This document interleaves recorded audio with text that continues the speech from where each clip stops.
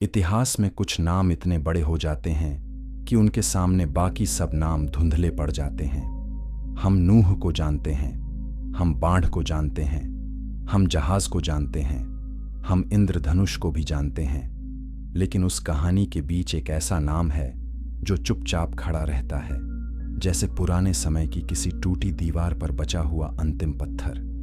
वह नाम है शेम। शेम उन लोगों में से नहीं है जिनके बारे में बाइबल बहुत लंबे भाषण देती है। उसके बड़े युद्ध नहीं लिखे गए, उसकी कोई लंबी प्रार्थना दर्ज नहीं है, उसने कोई समुद्र नहीं बांटा, उसने किसी विशाल सेना को नहीं हराया। फिर भी अगर शेम न होता तो बाढ़ के बाद की दुनिया की कहानी वैसी न होती जैसी हम जानते हैं।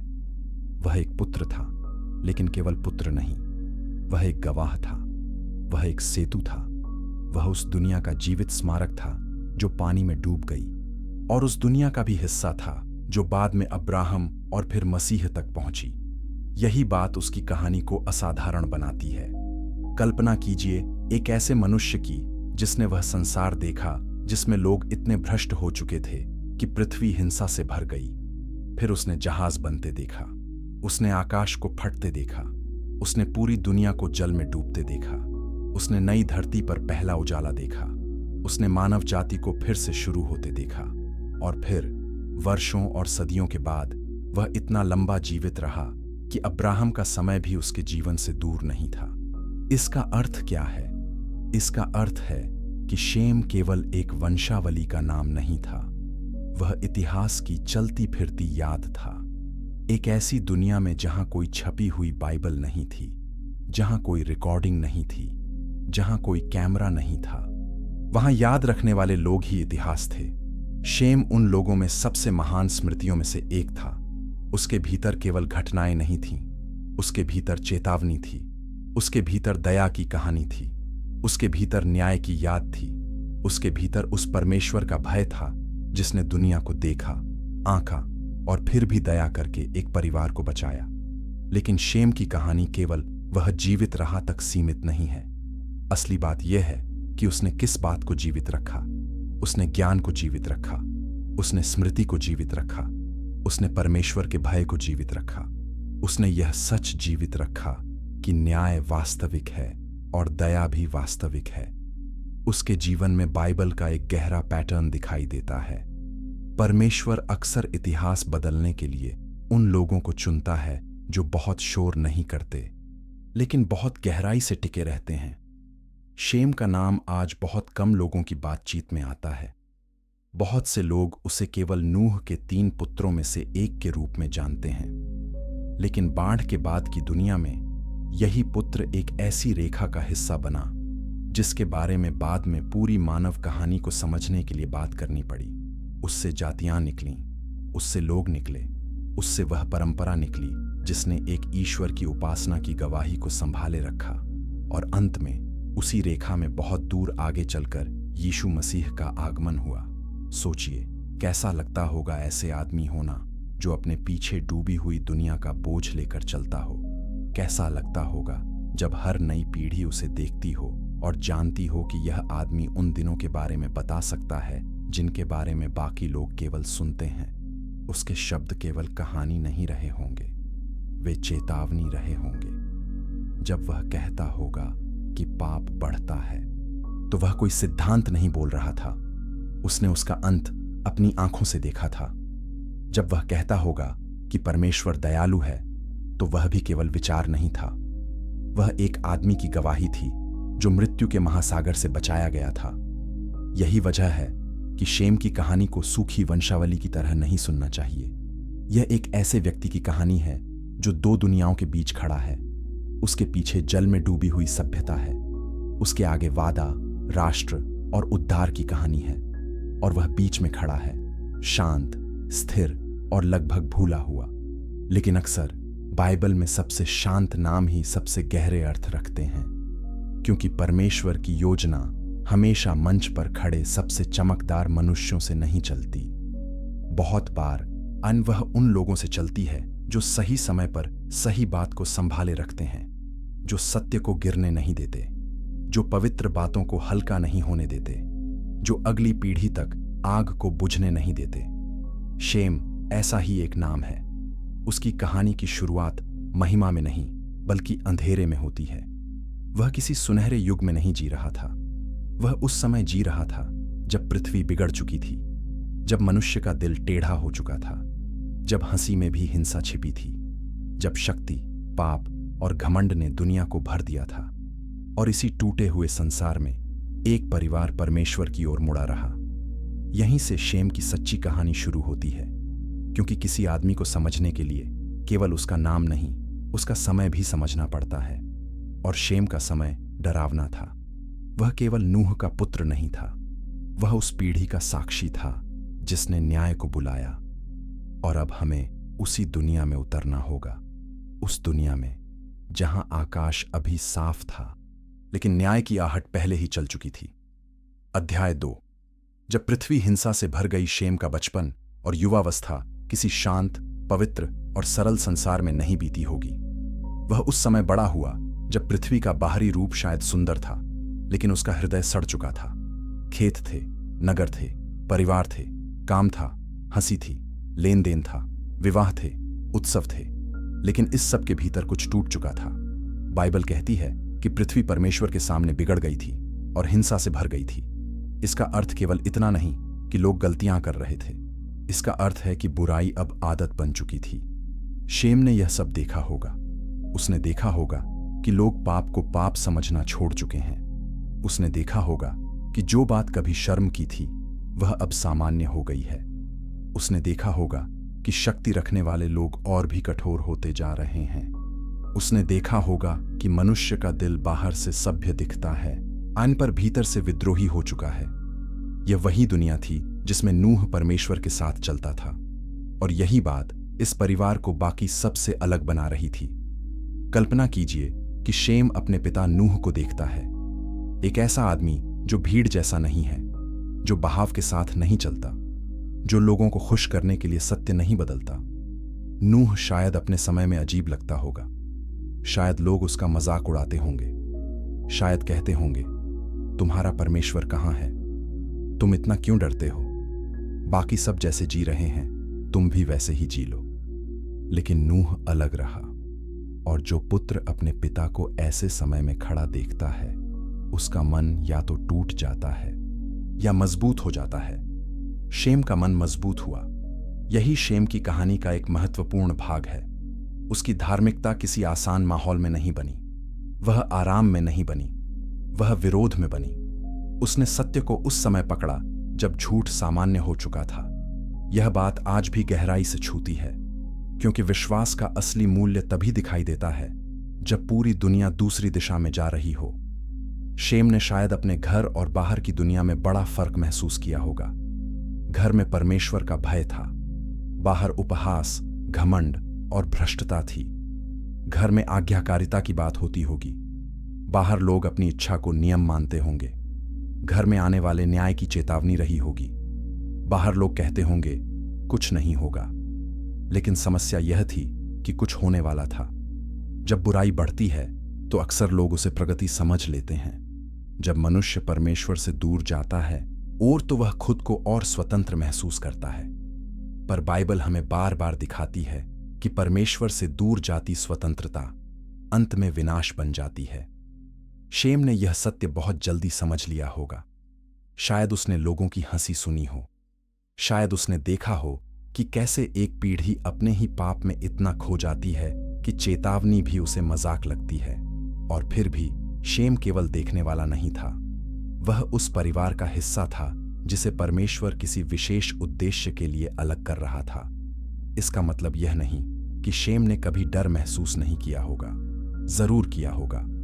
जब एक पूरी दुनिया गलत दिशा में जा रही हो तो सही दिशा में चलना आसान नहीं होता। सही होने से पहले अकेला होना पड़ता है, और अकेलापन हमेशा चुभता है। शायद उसके मित्र रहे हों जो धीरे धीरे दूर हो गए हों। शायद कुछ लोग उसके परिवार को पागल कहते हों। शायद शेम के मन में भी कभी यह सवाल उठता हो कि क्या सचमुच इतना बड़ा न्याय आएगा। लेकिन विश्वास यही है, विश्वास हर सवाल मिट जाने का नाम नहीं है। विश्वास उस समय भी परमेश्वर की बात थामे रखने का नाम है जब सब कुछ साफ नहीं दिखता। बाइबल की कई महान कहानियों की तरह यहां भी असली युद्ध तलवारों का नहीं था। यहां युद्ध था विश्वास और अविश्वास का, सत्य और उपहास का, पवित्रता और सामान्य हो चुकी बुराई का। और इस युद्ध में शेम चुपचाप अपने पिता के साथ खड़ा रहा। यहीं से शेम केवल नूह का बेटा नहीं रहता, वह निर्णय का आदमी बनता है। क्योंकि किसी समय हर मनुष्य को चुनना पड़ता है कि वह किस दुनिया का हिस्सा बनेगा। वह उस दुनिया का हिस्सा बनेगा जो अभी जोर से बोल रही है, या उस आवाज का जो शांत है पर सत्य है। शेम ने अपना चुनाव कर लिया था। उसने भीड़ नहीं चुनी, उसने जहाज चुना, उससे पहले कि जहाज बना भी नहीं था। उसने उद्धार चुना, उससे पहले कि बारिश शुरू भी नहीं हुई थी। उसने पिता के साथ खड़ा होना चुना, जबकि पूरी दुनिया दूसरी तरफ खड़ी थी। इसीलिए शेम की कहानी केवल बाढ़ की कहानी नहीं है, यह उसके पहले की कहानी भी है। यह उस धीमे फैसले की कहानी है जो आदमी के भीतर बनता है, जब वह तय करता है कि चाहे दुनिया किसी भी ओर जाए, मैं परमेश्वर के विरुद्ध नहीं जाऊंगा। और जल्द ही इस फैसले की कीमत भी सामने आने वाली थी, क्योंकि परमेश्वर ने केवल न्याय की घोषणा ही नहीं की, उसने एक काम भी सौंपा। एक ऐसा काम जो अजीब लगता था, कठिन था, लंबा था और दुनिया की हंसी को और तेज करने वाला था। लकड़ी कटेगी, हथौड़े चलेंगे, जहाज उठेगा। और शेम को अब केवल विश्वास नहीं करना होगा, उसे अपने हाथों से विश्वास बनाना होगा। अध्याय 3, लकड़ी, उपहास और आज्ञाकारिता का जहाज। जब परमेश्वर ने नूह को जहाज बनाने को कहा, तब यह केवल एक निर्माण योजना नहीं थी, यह दुनिया के सामने एक जीवित गवाही थी। हर कटती हुई लकड़ी, हर लगती हुई कील, हर उठता हुआ तख्ता एक घोषणा थी कि न्याय आने वाला है। और शेम उस काम के बीच खड़ा था। उसने केवल उस जहाज को देखा नहीं, उसने उसे बनाया। सोचिए कैसा दृश्य रहा होगा। दिन निकलता है, काम शुरू होता है, लकड़ी की गंध हवा में भर जाती है, हथौड़ों की आवाज सुनाई देती है। लोग रुकते हैं, देखते हैं, हंसते हैं। शायद कुछ लोग ताना मारते हैं, कुछ बच्चे इशारा करके मजाक उड़ाते हैं, कुछ बड़े लोग सिर हिलाकर कहते हैं ये लोग पागल हो गए हैं। लेकिन जहाज बनता रहता है। यहीं शेम का चरित्र और साफ दिखता है, क्योंकि ऐसे काम में टिके रहना आसान नहीं होता, जिसमें मेहनत बहुत हो, सम्मान कम हो और परिणाम अभी दिखाई भी न दे। जो आदमी केवल भीड़ की प्रशंसा पर चलता है, वह ऐसे काम में ज्यादा दिन नहीं टिक सकता। लेकिन शेम रुका नहीं। उसका विश्वास केवल मन का विचार नहीं था, वह उसके हाथों में उतर आया था।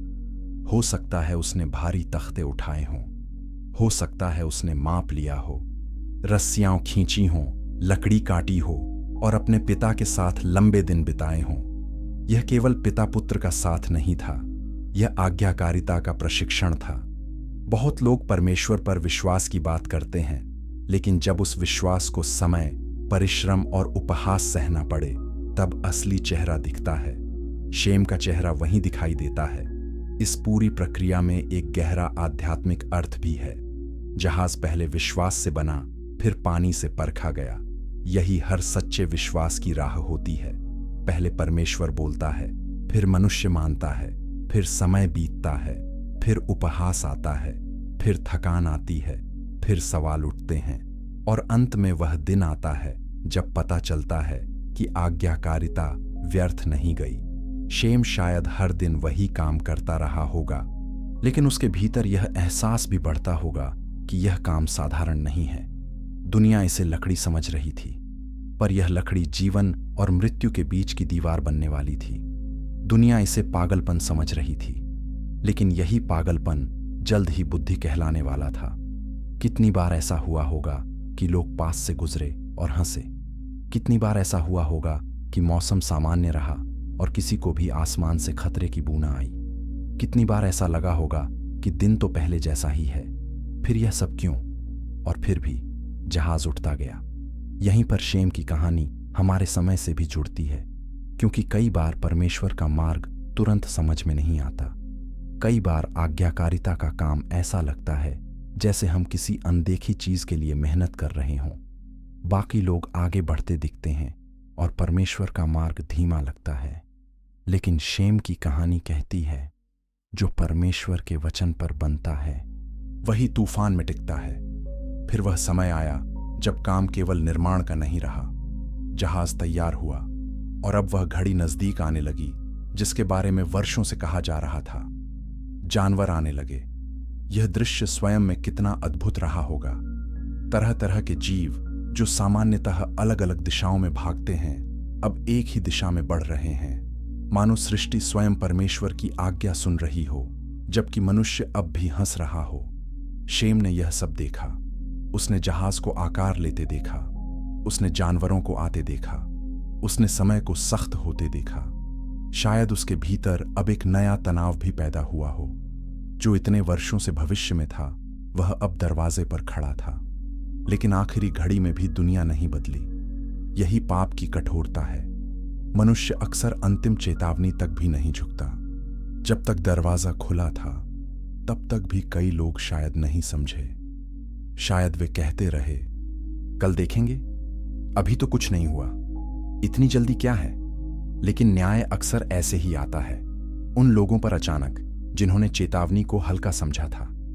शेम के लिए यह समय केवल बाहरी काम का नहीं था, यह भीतर के अलगाव का समय भी था।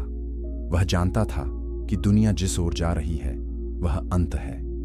वह जानता था कि उद्धार का रास्ता वही है जिसे दुनिया हंसी समझ रही है, और यही उसे बाकी सबसे अलग करता था। जब अंततः जहाज में प्रवेश का समय आया होगा तो यह विजय की तरह नहीं, भारी मन की तरह भी रहा होगा, क्योंकि बाहर केवल अजनबी लोग नहीं थे। बाहर मनुष्य जाति थी, बाहर एक पूरी सभ्यता थी, बाहर वह दुनिया थी जिसमें वह बड़ा हुआ था। शेम जहाज में प्रवेश कर रहा था, लेकिन वह अपने पीछे एक युग को छूटते भी देख रहा था।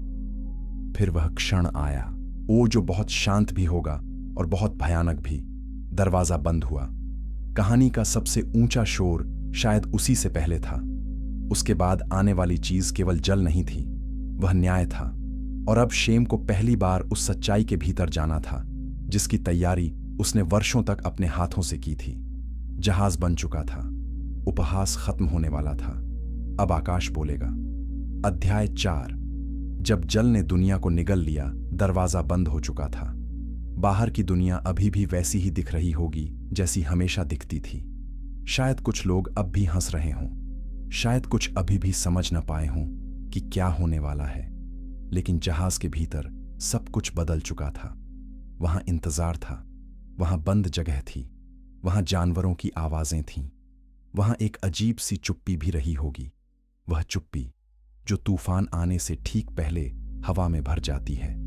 और फिर वह हुआ जिसके बारे में केवल चेतावनी दी गई थी। अब वह वास्तविक था।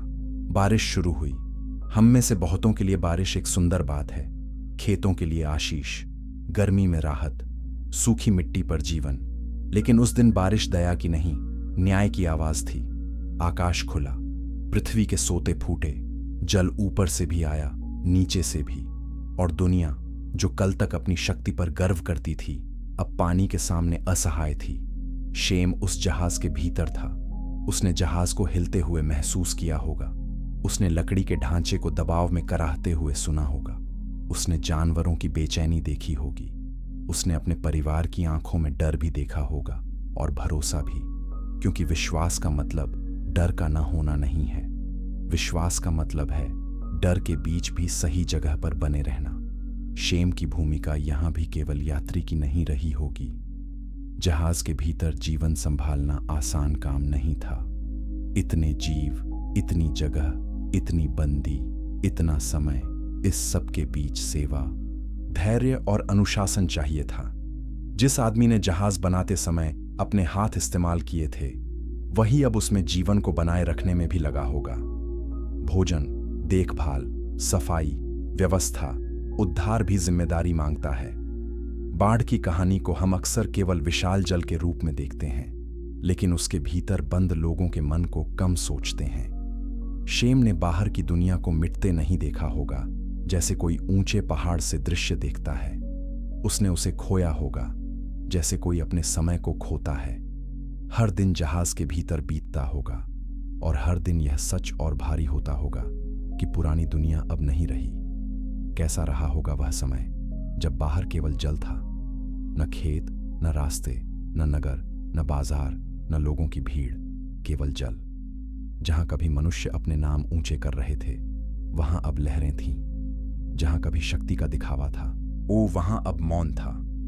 यह दृश्य शेम के हृदय में हमेशा के लिए अंकित हो गया होगा। और यहीं एक महान बाइबल सत्य खड़ा है। परमेश्वर न्याय करता है, लेकिन वह बिना कारण न्याय नहीं करता। बाढ़ कोई अचानक क्रोध का विस्फोट नहीं थी। वह उस दुनिया का उत्तर थी जिसने लंबे समय तक बुराई को चुना। फिर भी उसी न्याय के बीच परमेश्वर ने दया का रास्ता भी रखा। जहाज इस बात का प्रमाण था कि परमेश्वर चेतावनी भी देता है और बचाव भी देता है। शेम के लिए यह अनुभव केवल भय का नहीं, सीख का भी रहा होगा। उसने देखा होगा कि मनुष्य की सबसे बड़ी संरचनाएं, सबसे बड़े दावे, सबसे बड़ा घमंड पानी में टिक नहीं सके। लेकिन जो चीज परमेश्वर के वचन पर बनी थी, वही बची। यह पाठ उसके भीतर कितना गहरा बैठा होगा।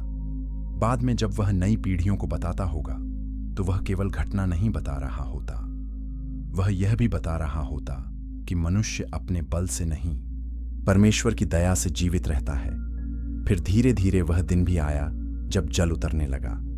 लंबा समय बीत चुका था। जहाज तैरता रहा, इंतजार चलता रहा, और फिर एक सुबह शायद किसी पहाड़ी चोटी की रेखा दिखाई दी हो। शायद पहली बार आशा ने थकान के बीच सिर उठाया हो। फिर धीरे धीरे वह पल नजदीक आया जब दरवाजा फिर खुलेगा।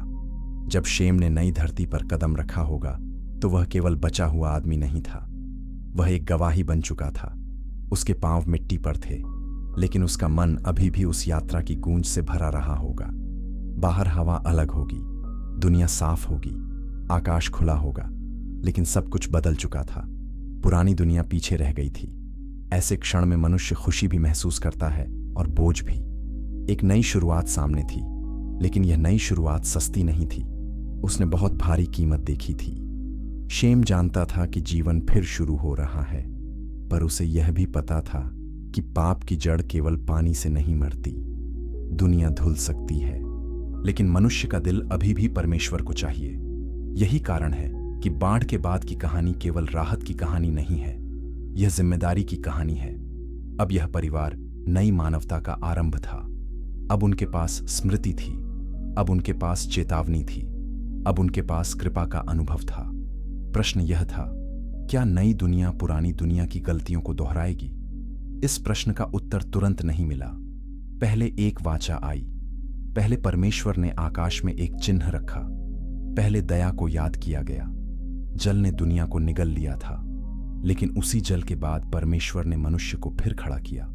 और शेम अब उस क्षण का साक्षी बनने जा रहा था जब न्याय के बाद आकाश में दया रंगों की तरह चमकेगी।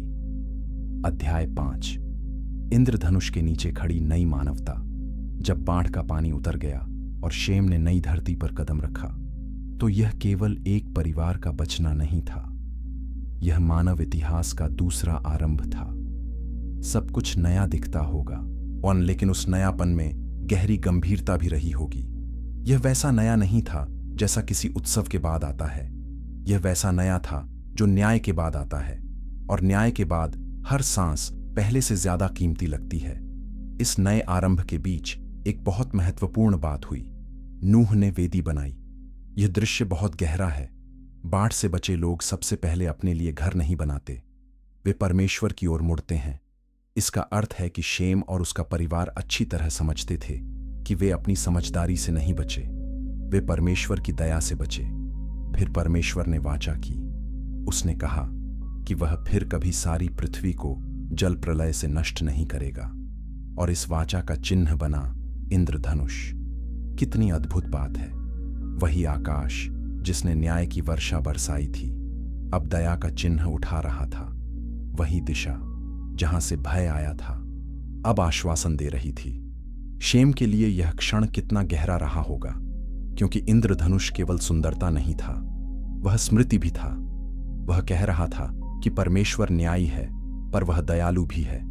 वह पाप को हल्का नहीं लेता, पर वह मनुष्य को पूरी तरह छोड़ता भी नहीं। शेम ने इस वाचा को केवल सुना नहीं होगा, उसने उसे जिया होगा।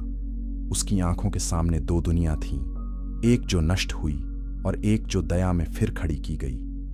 यही बाइबल की बड़ी धुन है। न्याय अंतिम शब्द नहीं है यदि परमेश्वर दया करना चाहे, लेकिन दया भी मनुष्य को हल्का जीवन जीने की छूट नहीं देती। दया जिम्मेदारी को और बड़ा कर देती है। अब शेम एक नई मानवता का हिस्सा था। इसका अर्थ है कि उसके सामने केवल जीवित रहने का प्रश्न नहीं था, उसके सामने यह प्रश्न था कि अब सही तरह कैसे जीना है, अब बच्चों को क्या सिखाया जाएगा, अब भविष्य को किस पर बनाया जाएगा। क्या नई दुनिया परमेश्वर को याद रखेगी या कुछ पीढ़ियों बाद फिर वही पुराना घमंड लौट आएगा? यहीं से शेम की भूमिका और महत्वपूर्ण हो जाती है, क्योंकि वह केवल बचा हुआ मनुष्य नहीं था, वह याद रखने वाला मनुष्य था। नई पीढ़ियों के लिए शेम जैसे लोग बहुत जरूरी थे। वे बताते थे कि पाप केवल निजी कमजोरी नहीं है, वह सभ्यताओं को भी डुबो सकता है। वे बताते थे कि परमेश्वर को ठुकराने का अंत कैसा होता है, और वे यह भी बताते थे कि दया का द्वार बंद होने से पहले उसमें प्रवेश करना कितना जरूरी है। इंद्रधनुष के नीचे खड़ी उस नई दुनिया में आशा थी, लेकिन खतरा भी छिपा था, क्योंकि बाहरी रीसेट का मतलब यह नहीं था कि मनुष्य का अंदरूनी स्वभाव पूरी तरह बदल गया है। यही वजह है कि बाढ़ के बाद की कहानी जल्द ही हमें एक और मानवीय टूटन दिखाती है, और यह टूटन किसी बाहर वाले में नहीं, उसी परिवार के भीतर दिखाई देती है जो बचाया गया था। लेकिन उस घटना तक पहुंचने से पहले इस क्षण का महत्व समझना जरूरी है। शेम ने शायद पहली बार यह जाना कि उद्धार केवल संकट से बाहर आने का नाम नहीं है। उद्धार का मतलब है कि अब तुम्हें अलग तरह से जीना होगा। अब तुम्हें उस दया के योग्य नहीं, पर उसके प्रति उत्तरदायी बनना होगा। अब तुम्हारी स्मृति तुम्हारी जिम्मेदारी है। वह इंद्रधनुष उसके जीवन भर केवल आसमान की शोभा नहीं रहा होगा, वह एक वचन रहा होगा। शायद जब भी बारिश होती होगी और बादलों के बीच रंग झलकते होंगे, शेम का मन फिर बाढ़ की ओर लौट जाता होगा। लेकिन अब उस स्मृति में केवल भय नहीं रहा होगा, उसमें दया का प्रकाश भी रहा होगा। कितनी बार उसने अपने बच्चों और पोतों को यह कहानी सुनाई होगी, कितनी बार उसने कहा होगा, हमने देखा है कि परमेश्वर क्या कर सकता है, इसलिए उसके साथ हल्के में मत चलो। कितनी बार उसने आकाश की ओर देखकर यह महसूस किया होगा कि बचा रहना भी एक बुलाहट है। नई शुरुआतें बहुत सुंदर लगती हैं, लेकिन वे नाजुक भी होती हैं। अगर उनके बीच सत्य नहीं रखा जाए तो वे जल्द ही पुराने अंधेरे में लौट जाती हैं। शेम को यह बात समझ में आ चुकी थी। शायद इसी कारण उसकी कहानी में बार बार ज्ञान के हस्तांतरण की बात महत्वपूर्ण लगती है। वह केवल पुरानी बातें दोहराने वाला बुजुर्ग नहीं था, वह ऐसी स्मृति का रक्षक था जो मानवता को बचा सकती थी। फिर भी मानव हृदय बहुत जल्द अपनी कमजोरी दिखा देता है। बाढ़ के बाद की भूमि पर आशा थी, वाचा थी, इंद्रधनुष था, लेकिन कुछ समय बाद एक तंबू के भीतर ऐसा दृश्य घटा जिसने यह स्पष्ट कर दिया कि उद्धार के बाद भी मनुष्य को अनुग्रह की आवश्यकता बनी रहती है, क्योंकि पाप केवल बाढ़ से पहले की दुनिया की समस्या नहीं था, वह अब भी मनुष्य के भीतर मौजूद था।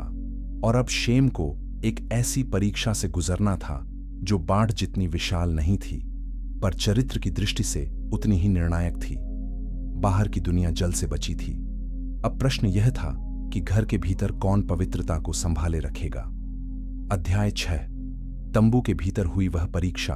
बाढ़ के बाद की कहानी में एक ऐसा दृश्य आता है जो बहुत मानवीय है, बहुत असहज है और बहुत आवश्यक भी, क्योंकि बाइबल अपने नायकों को देवता नहीं बनाती। वह उनके सम्मान को बचाने के लिए सच्चाई नहीं छिपाती। वह हमें दिखाती है कि न्याय से बचा हुआ परिवार भी कमजोरी से मुक्त नहीं था। नूह, वही आदमी जिसने परमेश्वर के साथ चला, जिसने जहाज बनाया, जिसने बाढ़ से संसार के अंत को पार किया, वह एक दिन अपने तंबू में शर्मनाक हालत में पाया गया। वह नंगा पड़ा था। यह दृश्य छोटा लग सकता है, लेकिन इसके भीतर चरित्र का बहुत बड़ा परीक्षण छिपा था। और यही वह क्षण है जहां शेम फिर सामने आता है। हम अक्सर सोचते हैं कि असली परीक्षाएं बड़ी घटनाओं में होती हैं, तूफान, युद्ध, संकट, मौत। लेकिन कई बार मनुष्य की असली परीक्षा घर के भीतर होती है, एक बंद जगह में, एक ऐसे क्षण में जहां कोई भीड़ नहीं है, कोई मंच नहीं है, कोई तालियां नहीं है। केवल यह प्रश्न है, तुम किसी दूसरे की कमजोरी के साथ क्या करोगे? हाम ने अपने पिता की नग्नता देखी और बाहर जाकर अपने भाइयों को बताया। यहां मुद्दा केवल देखना नहीं था, मुद्दा उस देखने का रवैया था। उसने उस क्षण को सम्मान, दुख या ढंकने की जिम्मेदारी के साथ नहीं लिया। उसने उसे ऐसी बात बना दिया जिसे बाहर ले जाया जा सके। शायद उसमें उपहास था, शायद हल्कापन था, शायद भीतर छिपा अनादर बाहर आ गया था। लेकिन शेम और यापेत ने दूसरी राह चुनी। उन्होंने एक वस्त्र लिया, उसे अपने कंधों पर रखा। वे पीछे की ओर चले ताकि अपने पिता की नग्नता को न देखें, और उन्होंने उसे ढक दिया। यह दृश्य बहुत शांत है पर बहुत शक्तिशाली भी। यहां कोई चमत्कार नहीं हुआ, कोई बिजली नहीं गिरी, कोई समुद्र नहीं फटा, लेकिन यहीं एक आदमी का हृदय दिखाई देता है। शेम ने क्या किया? उसने शर्म को फैलाया नहीं, उसने उसे ढंका। यहां एक गहरा आध्यात्मिक पाठ छिपा है। सम्मान का अर्थ पाप को सही कहना नहीं है। सम्मान का अर्थ है किसी की कमजोरी को तमाशा न बनाना। बाइबल हमें सत्य बोलना सिखाती है, लेकिन वह यह भी सिखाती है कि हम पवित्र बातों के साथ कैसा व्यवहार करें। शेम के भीतर यह समझ थी कि पिता की गिरावट बेटे के मनोरंजन की चीज नहीं है। यही वजह है कि यह दृश्य केवल एक परिवार की घटना नहीं रहता, यह एक दर्पण बन जाता है। जब किसी के जीवन में कमजोरी खुलती है, तब हम कौन हैं? क्या हम हाम की तरह खबर ले जाने वाले बनते हैं या शेम की तरह ढंकने वाले? क्या हम शर्म को बढ़ाते हैं या सम्मान को बचाते हैं? क्या हम गिरावट में तमाशा ढूंढते हैं या टूटन में गंभीरता? शेम की महानता यहां और भी चमकती है, क्योंकि उसने यह काम तब किया जब उसका पिता अपने सबसे कमजोर रूप में था। सम्मान देना आसान है जब सामने वाला मजबूत हो, मुश्किल तब होता है जब सामने वाले की कमजोरी दिख जाए। वहीं असली हृदय प्रकट होता है। यह भी ध्यान देने लायक है कि शेम ने अपने पिता की कमजोरी देखकर अपने विश्वास को नहीं छोड़ा। यह बहुत बड़ा पाठ है। कई लोग तब गिरते हैं जब वे किसी सम्मानित व्यक्ति की कमजोरी देख लेते हैं। वे सोचते हैं, अगर यह आदमी ऐसा निकला ऊन तो फिर सब झूठ है। लेकिन शेम ने ऐसा नहीं किया। उसने यह समझा कि मनुष्य कमजोर हो सकता है और फिर भी परमेश्वर सत्य रहता है। उसने पिता की असफलता को परमेश्वर के वचन के विरुद्ध कारण नहीं बनने दिया। आज भी यही बात गहराई से लागू होती है। जब हम मनुष्यों की कमजोरी देखते हैं, नेताओं की, परिवार के लोगों की, शिक्षकों की, विश्वासियों की, तब हमारे सामने चुनाव होता है। क्या हम कटु होकर सब छोड़ देंगे या हम सच्चाई के साथ पर सम्मान और संयम के साथ पवित्रता को बनाए रखेंगे? शेम हमें दूसरी राह दिखाता है। नूह की घटना यह भी याद दिलाती है कि बाढ़ के बाद भी मनुष्य को कृपा चाहिए। कोई अनुभव, चाहे कितना भी महान क्यों न हो, मनुष्य को स्वयं में निर्दोष नहीं बना देता। जहाज से उतरना, चमत्कार देखना, वाचा सुनना, इनमें से कोई भी चीज मनुष्य के दिल को अपने आप पूर्ण नहीं करती। इसलिए उद्धार के बाद भी विनम्रता जरूरी है। जब नूह को पता चला कि क्या हुआ, तब उसने प्रतिक्रिया दी, और वही प्रतिक्रिया आगे आने वाली पीढ़ियों पर लंबी छाया डालने वाली थी। एक पुत्र ने अनादर दिखाया, दूसरे ने सम्मान, और अब शब्द बोले जाने वाले थे, ऐसे शब्द जो केवल परिवार की नाराजगी नहीं, भविष्य की दिशा भी प्रकट करेंगे। इस पूरे दृश्य में शेम की भूमिका छोटी दिख सकती है, पर यही छोटी भूमिका उसके नाम को गहरा बना देती है। वह ऐसे आदमी के रूप में सामने आता है जो पवित्र बातों को हल्का नहीं होने देता, जो टूटन देखकर शोर नहीं करता, जो सम्मान को निभाता है भले दूसरे लोग उसे समझें या न समझें। और शायद यही कारण है कि आगे चलकर आशीष उसी दिशा में बहती दिखाई देती है, क्योंकि परमेश्वर केवल बड़े काम नहीं देखता, वह यह भी देखता है कि मनुष्य तंबू के भीतर क्या करता है। वह देखता है कि जब कोई कैमरा नहीं होता तब दिल कैसा होता है। वह देखता है कि जब दूसरे की शर्म सामने आती है तब तुम मुझसे क्या बनाते हो, हंसी या करुणा, उपहास या आवरण। शेम ने उस दिन कोई भाषण नहीं दिया, उसने केवल वस्त्र उठाया। लेकिन कभी कभी एक वस्त्र उठाना भी इतिहास बदल देता है। अब वह क्षण आने वाला था जब नूह बोलेगा, और उसके शब्द केवल उस दिन की प्रतिक्रिया नहीं होंगे, वे आने वाले युगों की दिशा की तरह सुनाई देंगे। अध्याय 7। एक आशीष, एक भविष्यवाणी, एक चुनी हुई रेखा। जब नूह ने जाना कि क्या हुआ था, तब उसने केवल दुख व्यक्त नहीं किया, उसने शब्द बोले। और बाइबल में कुछ शब्द ऐसे होते हैं जो क्षण से बड़े हो जाते हैं। वे केवल उस समय की प्रतिक्रिया नहीं रहते, वे इतिहास की दिशा में बदल जाते हैं। नूह के शब्द भी ऐसे ही थे। उसने हाम के पुत्र कनान के बारे में कठोर वचन कहा। फिर उसने शेम के लिए आशीष बोली, और वह आशीष बहुत ध्यान देने योग्य है। धन्य हो यहोवा, ओ शेम का परमेश्वर। यह एक साधारण पारिवारिक प्रशंसा नहीं है, यह एक आध्यात्मिक पहचान है। मानो नूह कह रहा हो कि आने वाले समय में शेम की रेखा एक विशेष अर्थ में परमेश्वर के नाम से जुड़ी रहेगी। यहां बहुत सावधानी से समझने की जरूरत है कि यह आशीष घमंड का निमंत्रण नहीं थी, यह विशेषाधिकार से पहले जिम्मेदारी थी। अगर परमेश्वर किसी रेखा के साथ अपना नाम जोड़ता है, तो इसका अर्थ यह नहीं कि वह रेखा अपनी महानता का दावा करे। इसका अर्थ है कि उसे प्रकाश संभालना है, उसे सत्य को गिरने नहीं देना है, उसे पवित्र स्मृति को अगली पीढ़ी तक पहुंचाना है। शेम की कहानी यहीं और भारी हो जाती है। अब वह केवल वह पुत्र नहीं रहा जिसने सम्मान दिखाया, अब वह उस रेखा का संकेत बन गया जिसके साथ परमेश्वर का नाम जुड़ा। यह कोई छोटी बात नहीं थी। दुनिया फिर बढ़ने वाली थी, लोग फैलने वाले थे, नए नगर उठेंगे, नई भाषाएं सुनाई देंगी, नई जातियां बनेंगी, और इस सब के बीच एक रेखा होगी जो परमेश्वर की कहानी को आगे ढोएगी। नूह ने यापेत के बारे में भी कहा कि वह फैलेगा और शेम के तंबुओं में निवास करेगा। इस वचन में भी भविष्य का एक गहरा स्वर है। मानो शेम के तंबू केवल भौतिक स्थान नहीं, आध्यात्मिक विरासत का घर हों। आगे के बाइबल इतिहास में हम बार बार देखते हैं कि परमेश्वर की प्रकट की हुई सच्चाई एक रेखा से निकलकर बहुतों तक पहुंचती है। बाद में यही पैटर्न और स्पष्ट हो जाता है। लेकिन इस क्षण में शेम के लिए यह सब शायद एक बोझ और एक बुलाहट दोनों रहा होगा, क्योंकि चुना जाना हमेशा आसान नहीं होता। चुना जाना अलग होना है। चुना जाना यह है कि तुम्हारे जीवन में एक उद्देश्य रखा गया है जिसे तुम चाहो तो भी हल्का नहीं बना सकते।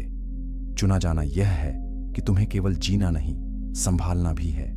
केवल आगे बढ़ना नहीं, सही चीज को आगे ले जाना भी है। यही वह जगह है जहां प्रतियोगी तरह की साधारण जानकारी एक शक्तिशाली आध्यात्मिक कथा बन सकती है। अगर हम केवल इतना कहें कि शेम को आशीष मिली तो बात अधूरी रह जाती है। असली प्रश्न है, उस आशीष का भार क्या था? इसका अर्थ था कि शेम की रेखा में परमेश्वर का ज्ञान संरक्षित रहेगा। इसका अर्थ था कि वह रेखा इतिहास में विशेष भूमिका निभाएगी। इसका अर्थ था कि आगे कभी बहुत दूर भविष्य में उद्धार की कहानी भी उसी दिशा से उभरेगी। शेम ने शायद उस समय इसका पूरा आकार नहीं समझा होगा। मनुष्य अक्सर उस आशीष की पूरी सीमा नहीं समझ पाता जो उस पर बोली जाती है। वह बस इतना जानता है कि कुछ उसे सौंपा गया है, और फिर समय धीरे धीरे उसका अर्थ खोलता है। यह भी ध्यान देने योग्य है कि शेम की आशीष उसके चरित्र के संदर्भ में आती है। उसने सम्मान चुना, उसने पवित्रता को हल्का नहीं किया, उसने ढंकना चुना, फैलाना नहीं, और फिर उसके ऊपर परमेश्वर के नाम की बात कही गई। यह हमें एक सूक्ष्म लेकिन गहरा संबंध दिखाता है। परमेश्वर उन लोगों पर भरोसा करता है जो पवित्र बातों के साथ हल्का व्यवहार नहीं करते। आज के दर्शक के लिए यह बात बहुत जरूरी है। बहुत लोग बड़ी बुलाहट चाहते हैं, इन पर छोटे क्षणों में सम्मान, संयम और पवित्रता नहीं निभाते। शेम की कहानी उलटा रास्ता दिखाती है। पहले तंबू के भीतर सही हृदय, फिर इतिहास में लंबा प्रभाव। नूह के शब्दों के बाद दुनिया वहीं नहीं रुक गई। परिवार बढ़ा, वंश फैलने लगे, नामों की सूची बनने लगी, और यहीं बहुत से लोग बाइबल पढ़ते समय ऊब जाते हैं, क्योंकि उन्हें नामों में कहानी नहीं दिखती। लेकिन अगर हम ध्यान से देखें तो ये नाम सूखे नहीं हैं, ये बीज हैं। हर नाम आगे चलकर लोगों, भाषाओं, राज्यों, संघर्षों और स्मृतियों में बदलता है। और उन बीजों में शेम की रेखा का बीज विशेष रूप से महत्वपूर्ण था। एक और गहरी बात यहां छिपी है। बाढ़ के बाद मानवता एक थी, लेकिन इतिहास में वह फैलकर विविध रूप लेगी। परमेश्वर यह विविधता देखता है, लेकिन वह अपनी योजना को भी उस विविधता के बीच संभालता है। शेम की रेखा यही दिखाती है, इतिहास चाहे जितना फैल जाए, परमेश्वर अपने वचन की डोर नहीं छोड़ता। और इसलिए अब कहानी एक नए मोड़ पर पहुंचती है। शेम केवल एक व्यक्ति नहीं रहेगा, अब वह वंश बनेगा। उससे लोग निकलेंगे, उनसे भाषाएं, संस्कृतियां, क्षेत्र और सभ्यताएं उठेंगी। लेकिन सब शाखाएं एक जैसी भूमिका नहीं निभाएंगी। बहुत कुछ फैलेगा, पर एक विशेष रेखा आगे बढ़ती रहेगी। अब हमें उन नामों के बीच चलना होगा जिन्हें लोग अक्सर जल्दी जल्दी पढ़ जाते हैं, क्योंकि उन्हीं नामों में इतिहास की नदियां बहना शुरू करती हैं। अध्याय 8। शेम से उठी जातियां, भाषाएं और सभ्यताएं। जब बाइबल शेम की संतानों का वर्णन करती है तो पहली नजर में यह एक सूची जैसी लग सकती है, नाम पर नाम, पीढ़ी पर पीढ़ी। लेकिन अगर हम थोड़ा रुक कर देखें, तो ये केवल नाम नहीं है, ये मानव इतिहास के फैलते हुए नक्शे हैं। ये उन नदियों के स्रोत हैं जो आगे चलकर विशाल सभ्यताओं में बदलेंगी। शेम की कहानी यहां व्यक्ति से बढ़कर विरासत बन जाती है। शेम के पुत्रों के नाम दिए जाते हैं: एलाम, अश्शूर, अर्पक्षद, लूद और अराम। हर नाम एक दिशा है, हर नाम एक भविष्य है, हर नाम आने वाले संसार में एक अलग ध्वनि लेकर जाएगा। इन नामों से लोग उठेंगे, भूमि बसेंगी, भाषा बनेगी, पहचान बनेगी। मानवता फिर से फैल रही थी, और इस फैलाव में शेम की शाखाएं दूर दूर तक जाती दिखाई देती हैं। यही वह स्थान है जहां बहुत से वीडियो और व्याख्याएं सूखी हो जाती हैं। वे नाम गिनाती हैं पर दृश्य नहीं बनाती। लेकिन अगर हम इस क्षण को सचमुच देखें तो यह बहुत जीवित है। कल्पना कीजिए, बाढ़ के बाद का परिवार बढ़ रहा है, बच्चे बड़े हो रहे हैं, पोते जन्म ले रहे हैं, नई बस्तियां बन रही हैं, अलग अलग दिशाओं में लोग जा रहे हैं। कुछ लोग पहाड़ों की ओर, कुछ मैदानों की ओर, कुछ नदियों के किनारे, कुछ दूर अज्ञात भूमि की ओर। और उनके साथ जा रही है एक स्मृति कि हम सब एक बाढ़ से बचे हुए संसार के वंशज हैं। लेकिन स्मृति हमेशा समान शक्ति से नहीं टिकती। कुछ पीढ़ियां उसे गंभीरता से पकड़ती हैं, कुछ धीरे धीरे भूलने लगती हैं। यही इतिहास का नियम है, और यही कारण है कि शेम जैसे मूल व्यक्तियों का महत्व बहुत बढ़ जाता है। क्योंकि जब शाखाएं फैलती हैं तब जड़ को कोई तो याद रखे। शेम के नाम से जुड़ा एक और महत्वपूर्ण विचार है सेमेटिक या सामी लोग और भाषाएं। बाद के इतिहास में कई ऐसे लोग और भाषाएं इस नाम से जुड़ी समझी गईं। इसका अर्थ यह नहीं कि सब कुछ केवल एक सरल रेखा में बंधा है, लेकिन इतना स्पष्ट है कि शेम की विरासत केवल परिवार तक सीमित नहीं रही। वह संस्कृतियों में भी गई, सभ्यताओं में भी, और उन भाषाओं में भी जिनमें आगे चलकर परमेश्वर की कहानी बोली और लिखी गई। यह बात कितनी अद्भुत है कि एक ऐसे मनुष्य का नाम जो बहुत से लोगों को बस एक वंशावली में मिलता है, आगे चलकर पूरी सांस्कृतिक और ऐतिहासिक पहचान से जुड़ जाता है। इससे हमें समझ में आता है कि परमेश्वर इतिहास में केवल व्यक्तिगत जीवन नहीं देखता, वह राष्ट्रों की चाल भी देखता है, वह भाषा की दिशा भी देखता है, वह पीढ़ियों के बीच बहती हुई धारा भी देखता है। फिर भी शेम की सारी शाखाएं एक जैसी भूमिका नहीं निभाती। कुछ शाखाएं इतिहास में शक्तिशाली राज्यों में बदलती हैं, कुछ क्षेत्रीय पहचान लेती हैं, कुछ बड़े नाम बनती हैं। लेकिन इन सब के बीच एक रेखा है जो बहुत खास है, अर्पक्षद की रेखा। अभी हम वहां पूरी तरह नहीं पहुंचे हैं, लेकिन कहानी धीरे धीरे उसी ओर जा रही है। यह बाइबल की शैली है। पहले वह मैदान दिखाती है, फिर एक रास्ते पर प्रकाश डालती है।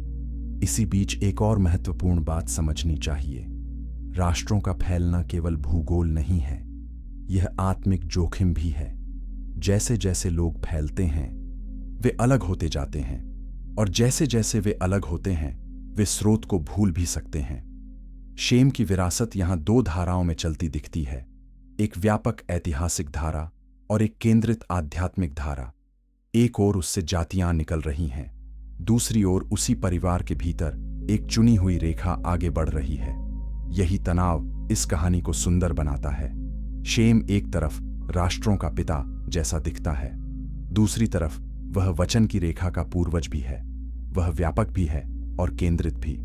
उससे इतिहास फैलता भी है और उसके भीतर परमेश्वर की योजना सिमटकर सुरक्षित भी रहती है।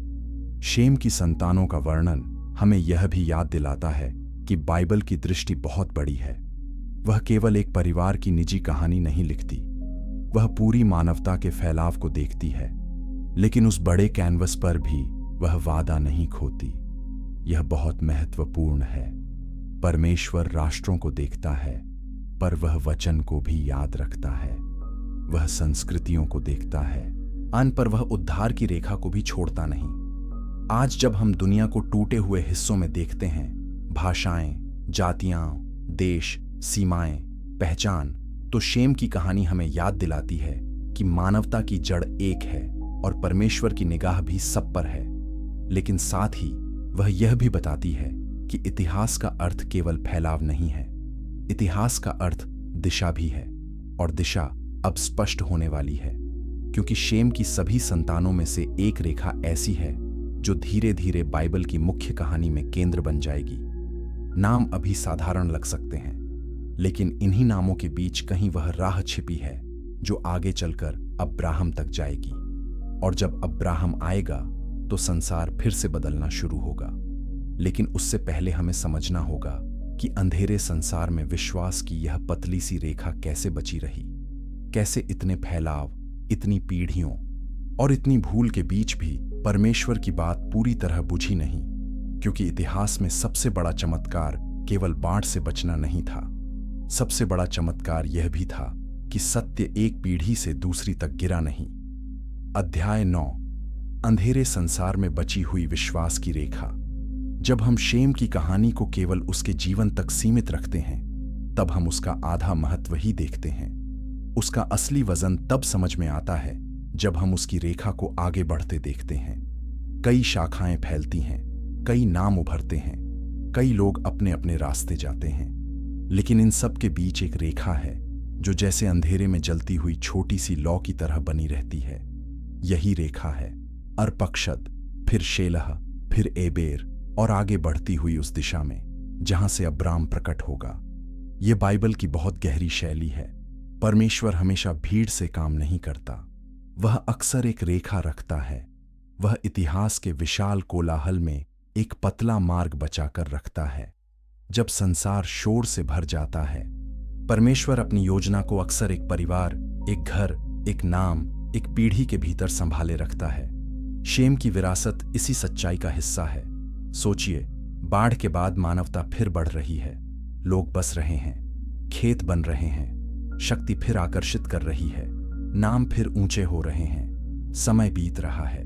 नई पीढ़ियों के लिए बाढ़ अब याद से ज्यादा कहानी बनती जा रही होगी, और हर पीढ़ी के साथ यह खतरा बढ़ता है कि परमेश्वर की दया को लोग साधारण मानने लगें। यहीं शेम की रेखा का महत्व सामने आता है। यह रेखा केवल खून का क्रम नहीं थी, यह स्मृति का क्रम थी, यह परमेश्वर के बारे में ज्ञान का क्रम थी, यह उस चेतावनी का क्रम थी जो कहती थी कि जब मनुष्य खुद को भगवान बना लेता है तब उसका अंत विनाश है। और यह उस आशा का क्रम भी थी जो कहती थी कि परमेश्वर अभी भी काम कर रहा है। अर्पक्षद का नाम इसीलिए बहुत महत्वपूर्ण है। प्रतियोगी सारांश में भी यह बात साफ थी कि चुनी हुई रेखा उसी से आगे बढ़ती है। लेकिन इस सत्य को केवल जानकारी की तरह नहीं, कहानी की तरह महसूस करना चाहिए। दुनिया फैल रही है और परमेश्वर एक रेखा पर अपनी नजर रखे हुए है। यह वही रेखा है जिसमें वह अपनी बात, अपनी स्मृति और अपने उद्देश्य को आगे ले जाएगा। फिर शेलह, फिर एबेर। एबेर का नाम विशेष महत्व रखता है क्योंकि आगे की पहचान में यह रेखा और भी स्पष्ट होती जाती है। नाम छोटे हैं, विवरण कम है, लेकिन यह कम विवरण किसी कमी का चिन्ह नहीं है। यह बाइबल का एक तरीका है हमें यह बताने का कि हर महान कार्य हमेशा महान मंच पर नहीं होता। बहुत बार परमेश्वर साधारण परिवारों में, शांत पीढ़ियों में और याद रखने वाले घरों में अपना काम कर रहा होता है। कैसा रहा होगा वह समय? शायद रात के खाने के बाद अग्नि के पास बैठकर पुराने दिन सुनाए जाते हों। शायद बच्चे पूछते हों, क्या सचमुच पानी सब पर चढ़ गया था? शायद बुजुर्ग जवाब देते हों, हाँ, और केवल वही बचे जो परमेश्वर के वचन में शरण पाए। शायद नामों की सूची केवल परिवार की जानकारी नहीं थी। शायद वह एक पवित्र जिम्मेदारी थी, यह बताने की कि हम कहां से आए हैं और हमें क्या नहीं भूलना है। यहां से शेम की कहानी आधुनिक दर्शक के जीवन में भी तीखी तरह से प्रवेश करती है। आज भी दुनिया शोर से भरी है। आज भी लोग शक्ति, नाम और नियंत्रण के पीछे भागते हैं। आज भी बहुत कुछ ऐसा है जो चमकता है पर भीतर से खाली है। ऐसे समय में परमेश्वर फिर उसी तरह काम करता है। एक सच्चे घर में, एक डरते हुए लेकिन आज्ञाकारी व्यक्ति में, एक ऐसी पीढ़ी में जो सत्य को अगली पीढ़ी तक पहुंचा दे। यही शेम का पाठ है। बड़ी विरासतें अक्सर शांत वफादारी से बनती हैं। यह भी सच है कि जैसे जैसे पीढ़ियां बढ़ीं, मानवता फिर घमंड की ओर मुड़ी। बाढ़ के बाद भी मनुष्य का हृदय पूरी तरह नया नहीं हो गया था। संसार फिर अपनी राहों में उलझने लगा, लेकिन परमेश्वर ने अपनी रेखा नहीं छोड़ी। यह बात हमें भरोसा देती है, जब दुनिया टूटती है तब परमेश्वर की योजना नहीं टूटती। जब समाज भटकता है तब भी उसका वचन कहीं ना कहीं जीवित रहता है। और अब इस लंबे क्रम के बाद एक नया नाम क्षितिज पर उठने वाला है, अब्राम। वही अब्राम जिसे बाद में अब्राहम कहा जाएगा। वही आदमी जिसके साथ परमेश्वर एक और महत्वपूर्ण वाचा करेगा। वही आदमी जिसके माध्यम से राष्ट्रों के लिए आशीष की बात सामने आएगी। लेकिन यह समझना आवश्यक है कि अब्राहम शून्य से नहीं आता। वह आकाश से गिरा हुआ नाम नहीं है। वह इतिहास की एक जीवित रेखा से आता है। उसके पीछे शेम है, उसके पीछे बाढ़ की स्मृति है, उसके पीछे वह परिवार है जिसने दया का अनुभव किया, उसके पीछे वह आशीष है जिसमें कहा गया था, धन्य हो यहोवा अन शेम का परमेश्वर। और यही बात शेम को और बड़ा बनाती है। वह मंच पर कम दिखाई देता है, लेकिन मंच उसकी वजह से तैयार हुआ। अब कहानी यहां एक रहस्यमय और भावनात्मक मोड़ लेती है, क्योंकि शेम की लंबी आयु का अर्थ यह भी है कि वह केवल वंशावली का दूर का नाम नहीं था। वह वास्तव में उन पीढ़ियों के साथ जीवित था जो बाद में अब्राहम तक पहुंची। इसका अर्थ है कि इतिहास केवल किताब की पंक्तियों में नहीं जुड़ा था, वह जीवित मनुष्यों की स्मृति में भी जुड़ा था। और यही हमें अगले अध्याय की ओर ले जाता है, शायद पूरी कहानी के सबसे अद्भुत विचारों में से एक की ओर। क्या यह संभव है कि अब्राहम के संसार में अब भी शेम की छाया मौजूद रही हो? अध्याय 10, एक जीवित पुल। शेम, अब्राहम और रहस्य की छाया। शेम की कहानी का सबसे आश्चर्यजनक पहलू उसकी लंबी आयु है। उसने 600 वर्ष जिए। यह संख्या केवल बड़ी नहीं है, यह बाइबिल की कहानी को नए तरीके से देखने पर मजबूर करती है, क्योंकि इसका अर्थ यह है कि शेम केवल बाढ़ के पहले संसार और बाढ़ के बाद के आरंभ का साक्षी नहीं था। वह उन बहुत बाद की पीढ़ियों के समय तक भी जीवित रहा, जब इतिहास अब्राहम की दिशा में बढ़ रहा था। यह विचार मन को रोक देता है। हम अक्सर बाइबल की पीढ़ियों को ऐसे पढ़ते हैं जैसे एक व्यक्ति गया, बहुत बाद में दूसरा आया, लेकिन शेम की आयु इस दूरी को छोटा कर देती है। इसका अर्थ है कि प्रलय की दुनिया की स्मृति किसी धुंधली कथा की तरह नहीं थी, वह एक जीवित गवाही के रूप में मौजूद हो सकती थी। सोचिए, क्या अर्थ है इसका? इसका अर्थ है कि अब्राहम जिस संसार में जी रहा था, वह संसार पूरी तरह बाढ़ की याद से कटा हुआ नहीं था। कहीं ना कहीं समय की गहराई में वो शेम जैसा एक मनुष्य अब भी उस कहानी का जीवित पुल था। क्या अब्राहम ने उससे कुछ सुना होगा? बाइबल सीधे यह दृश्य नहीं लिखती, इसलिए हमें वहां रुकना चाहिए जहां शास्त्र रुकता है। लेकिन यह विचार स्वयं में बहुत शक्तिशाली है कि दोनों की जीवन रेखाएं इतिहास में दूर दूर नहीं थीं। इसका मतलब यह है कि सृष्टि, पतन, न्याय, बाढ़ नई शुरुआत। ये सब बातें अब्राहम के लिए भी पूरी तरह खोई हुई प्राचीन धुंध नहीं थीं। वे जीवित स्मृति के बहुत करीब थीं। यही शेम को चलती फिरती पुस्तक जैसा बना देता है। एक ऐसा मनुष्य जो केवल वर्षों का नहीं, संसारों का गवाह था। उसने वह दुनिया देखी थी जो नष्ट हो गई। उसने वह वाचा देखी थी जो इंद्रधनुष में दिखाई दी। उसने अपने पिता की कमजोरी और अपनी पीढ़ी की दिशा देखी। उसने राष्ट्रों को बढ़ते देखा, और संभव है कि उसने वह समय भी देखा जब परमेश्वर अब्राहम को एक नई बुलाहट में पुकारने वाला था। यहां एक और परत जुड़ती है, वो जिसका उल्लेख प्रतियोगी सारांश में भी था। कुछ प्राचीन यहूदी परंपराओं में यह विचार मिलता है कि मेल्कीसेदेक शायद शेम ही था। यह बाइबल का स्पष्ट कथन नहीं है, इसलिए इसे सावधानी से ही लेना चाहिए। लेकिन यह परंपरा इसलिए जन्मी क्योंकि लोग शेम की लंबी आयु, परमेश्वर के प्रति उसकी रेखा और अब्राहम के समय से उसके संभावित संबंध को देखकर इस रहस्य पर सोचते रहे। मेल्कीसेदेक, सालेम का राजा, परम प्रधान परमेश्वर का याजक, यह स्वयं एक रहस्यमय व्यक्ति है। और जब परंपरा शेम और मेल्कीसेदेक को जोड़ती है तो वह मूलतः यह कह रही होती है कि बाढ़ के बाद की धार्मिक स्मृति और अब्राहम की दुनिया के बीच कोई गहरी निरंतरता थी। चाहे यह पहचान ऐतिहासिक रूप से सिद्ध हो या न हो, इस विचार का भावनात्मक और आध्यात्मिक अर्थ बहुत गहरा है। यह हमें याद दिलाता है कि परमेश्वर का कार्य इतिहास में बिखरा हुआ नहीं है, वह जुड़ा हुआ है। एक युग का साक्षी दूसरे युग की दहलीज पर खड़ा हो सकता है। बाढ़ की राख से उठी स्मृति वादा पाने वाले अब्राहम तक पहुंच सकती है। शेम की लंबी आयु हमें यह भी दिखाती है कि समय केवल वर्ष नहीं होता, समय जिम्मेदारी होता है। जिसने बहुत देखा है उसके ऊपर बहुत कुछ कहने और सौंपने की जिम्मेदारी भी होती है। शेम ने अपने जीवन में केवल लंबाई नहीं पाई, उसने भार भी उठाया।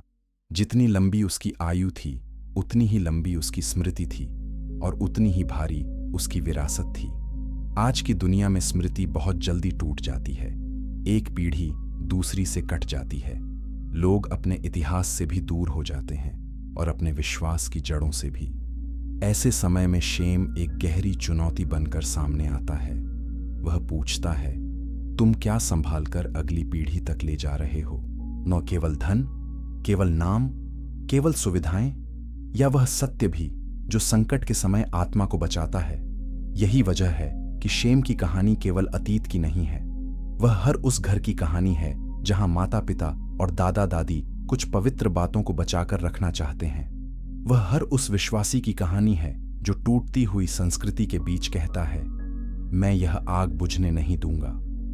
वह हर उस व्यक्ति की कहानी है जो समझता है कि इतिहास को आगे बढ़ाने का सबसे गहरा तरीका हमेशा मंच पर चढ़ना नहीं होता, कभी कभी बस सत्य को जीवित रखना होता है। और फिर जब अब्राहम उठता है, उन तो कहानी एक नए चरण में प्रवेश करती है, लेकिन अब हम उसे पहले से अधिक गहराई से समझ सकते हैं। अब्राहम केवल एक नई शुरुआत नहीं है, वह एक संरक्षित रेखा का अगला बड़ा कदम है।